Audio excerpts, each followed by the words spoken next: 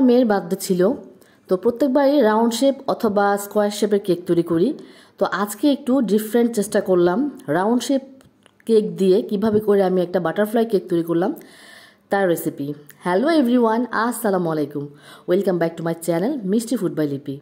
তো চলুন কেকের পুরো A to Z রেসিপিটা দেখে নেওয়া যাক।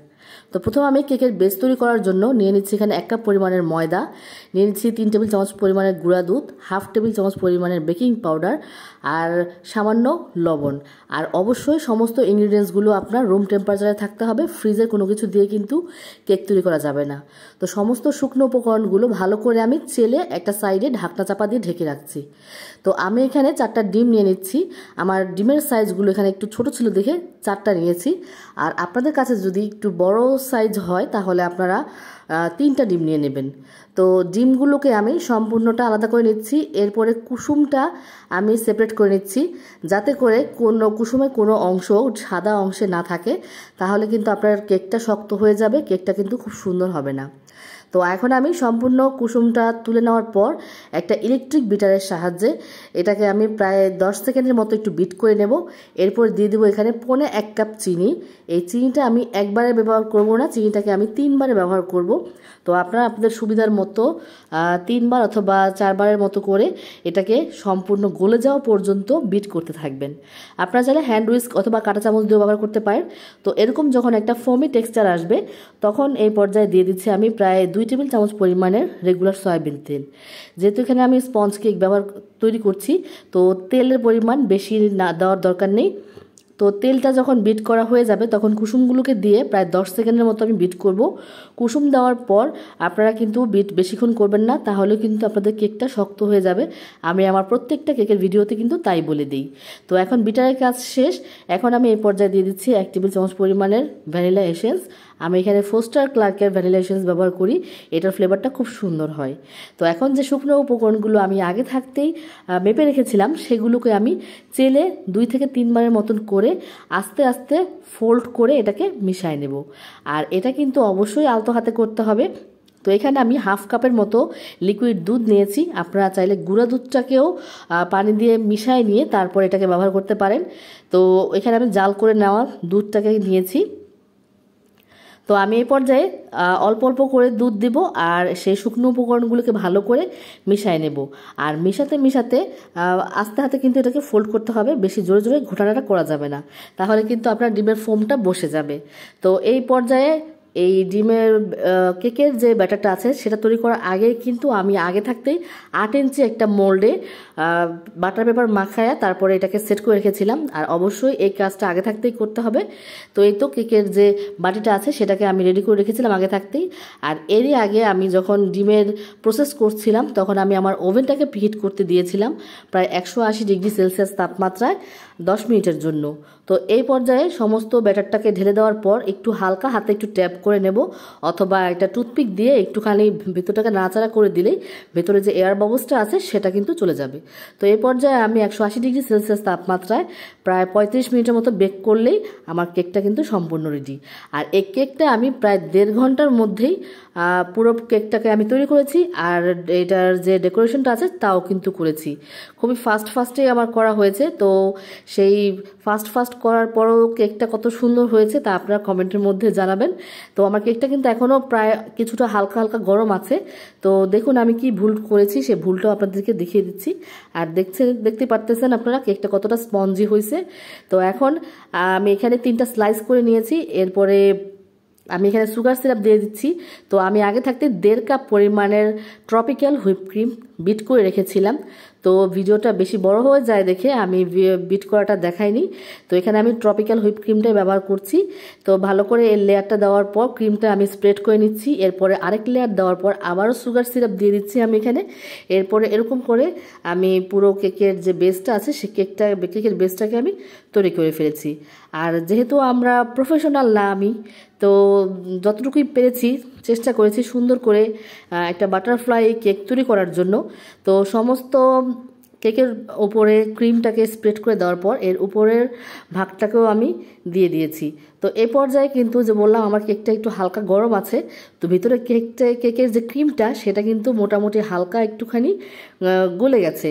তো সেটাও আপনাদেরকে আমি দেখাচ্ছি কীরকম করে এটার যে ক্রিমটা হালকা একটুখানি লিকুইড হয়ে গেছে, সেটা আপনাদেরকে আমি দেখিয়ে দিচ্ছি।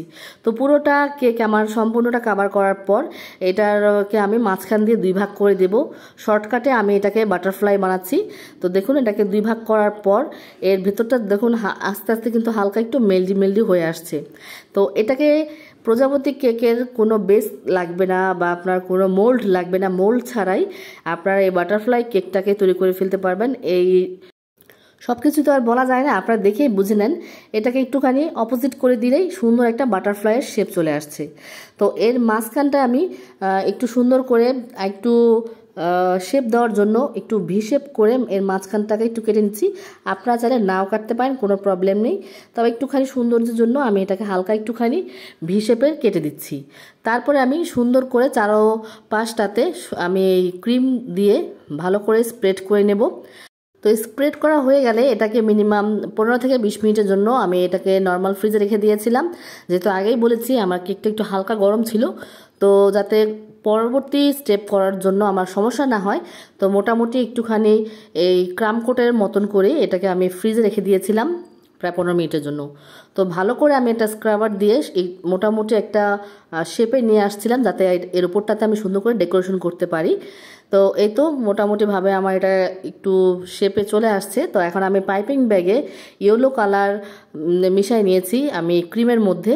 তো এই ইয়েলো কালার দিয়ে একটু ডট আমি এঁকে দিচ্ছি। এরপরে আমি একটা প্যালেট নাইফ নিয়ে এর মাঝখানটাতে একটুখানি লম্বা করে দাগ কেটে দিলেই খুব সুন্দর একটা ডিজাইন চলে আসছে। তো আপনারা দেখেই বুঝতে পারতেছেন, সব কিছু তো আর বলে বোঝানো যায় না। তো দেখুন আমি এরকম করে খুব সুন্দর করে এই ডিজাইনটা করে নিচ্ছি। আর যেহেতু আমরা ঘরে তৈরি করছি, তো বারবার ক্রিমগুলো বারবার পাইপিং ব্যাগে চেঞ্জ করতে সমস্যা হয় দেখে একই ব্যাগেই আমি আরেকটা নজল ভরে এরপরে যে ক্রিমের যে ব্যাগটা ছিল সেটা ওই নজলের যে পাইপিং ব্যাগটা আছে ওর মধ্যে ভরে নিয়ে তারপরে আমি সুন্দর একটা গোলাপ ড্র করে নিচ্ছি। এরপরে আমি ইয়েলো কালারের যে ক্রিমটা আছে সেটাকে সমস্তটা বের করে নিয়ে আমি অন্য কালার যাতে ভরতে পারি এজন্য আমি আগে থাকতেই এই ফ্লাওয়ারগুলো তৈরি করে ফেলছি। তো আপনারা চাইলে সমস্ত কাজটা একবারও করতে পারেন অথবা আমার মতন এরকম করেও করতে পারেন, তো কোনো প্রবলেম নেই। তো আমি ইয়েলো কালারের মধ্যে কিছুটা রেড কালার মিশাই নিয়ে এটাকে একটুখানি অরেঞ্জ কালারের শেড দিয়ে নিয়েছি।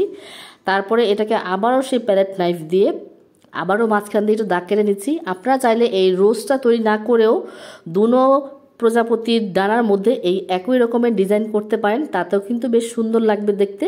এরকম 2-3 কালারের যদি করেন তাহলে প্রজাপতির যে বাহারি রঙের ডানাগুলো আছে দেখতে কিন্তু বেশ লাগবে। তো কথা বলতে বলতে এরকম করে আমি 2 লেয়ার দিচ্ছি। আপনাদের কেক অনুযায়ী আপনারা 2 লেয়ার অথবা 3 লেয়ার করেও দিতে পারেন, দেখতে যতটা সুন্দর দেখা যায় আপনাদের চোখে ওরকম করে আপনারা করতে পারেন। তো এই অরেঞ্জ কালার দিয়েও আমি একটা রোজ নজলের মধ্যে পাইপিং ব্যাগটাকে ঢুকাই নিয়ে এরপরে সুন্দর করে আবারও এটাকে একটা রোজ তৈরি করে নিচ্ছি। আপনাদের পছন্দ মতো যেখানে খুশি সেখানে আপনারা রোজ ড্র করতে পারেন।